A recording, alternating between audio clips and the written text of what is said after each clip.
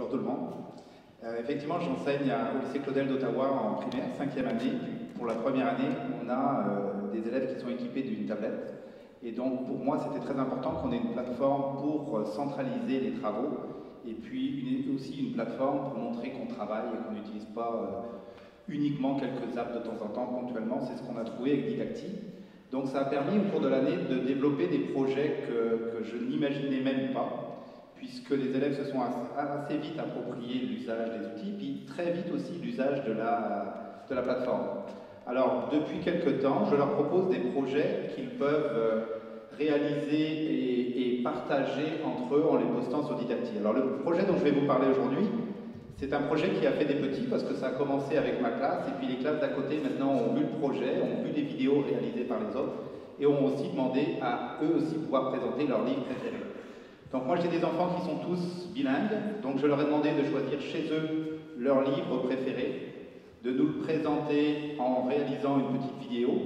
Pour réaliser cette vidéo, ils avaient le choix des applications qu'ils veulent. Alors il y en a pas mal pour faire de la vidéo, puis je m'aperçois que la vidéo c'est quelque chose, c'est un média qui parle beaucoup aux jeunes de 10 ans. Ils sont nés avec la vidéo, ils cherchent de la vidéo, ils en mangent beaucoup. Donc ils avaient la possibilité de combiner plusieurs applications et puis de réunir tout ça dans un projet où ils faisaient un petit clip pour présenter leur livre préféré. Donc vous voyez les critères que je leur avais donnés, c'était ton livre tu l'aimes, donc si tu l'as choisi, il faut que tu nous le vendes bien.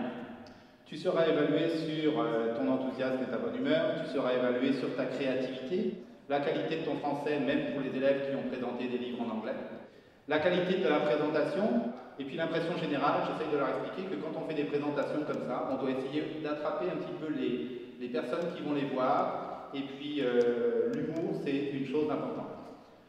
Donc j'ai 25 élèves dans ma classe, les 25 élèves ont partagé leur livre préféré de cette façon-là. On a regardé les vidéos tous ensemble, vous pourrez regarder plus tard parce que là ça serait vraiment trop long. Il y en a vraiment des très bonnes, et puis suite à ce projet, les livres préférés ont été mis dans la classe, et les élèves, je leur ai demandé de lire 3 livres parmi les 25 qui leur ont été proposés. Puis je me suis aperçu que c'était contagieux, puisque la classe d'à côté a elle aussi vu ce projet, puis m'a demandé si je pouvais aller leur expliquer comment on allait faire ce projet. Et puis on est rendu de 25 à 50 livres préférés, et puis j'ai vu aussi que, grâce à Sarah Jeanne qui a fait un petit peu la promotion de ce projet-là en rajoutant le mot-clé « J'aime la lecture », j'ai vu aussi qu'il y a d'autres écoles qui ont un petit peu, qui se sont inspirées de cette idée-là, en la remettant en forme en fonction de leur public et de leur contenu, pour eux aussi réaliser des petites vidéos sur les livres préférés. Alors ce qui est merveilleux dans ce cas-là, c'est que les élèves peuvent travailler avec un seul appareil, publier leur travail et le rendre public, et puis quelques-uns ont même eu la chance d'avoir des retours des auteurs de leurs livres préférés, puisque les auteurs aussi utilisent les nouvelles technologies ou peuvent être contactables. Je sais que Sarah Jeanne a mis aussi des capsules dans la série J'aime la lecture pour contacter les auteurs de nos livres. Et j'ai des élèves qui ont reçu des courriels des auteurs de leurs livres et pour qui c'était absolument formidable de pouvoir avoir ce retour-là.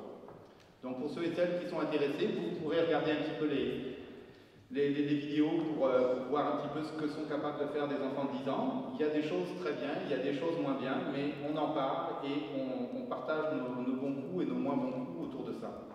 Ce que j'ai constaté, c'est que les enfants étaient très créatifs, ils ont fait des choses auxquelles je ne pensais pas encore.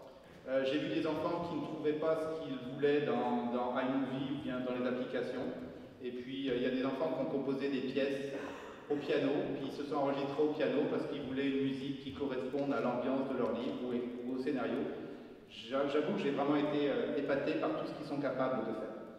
Voilà.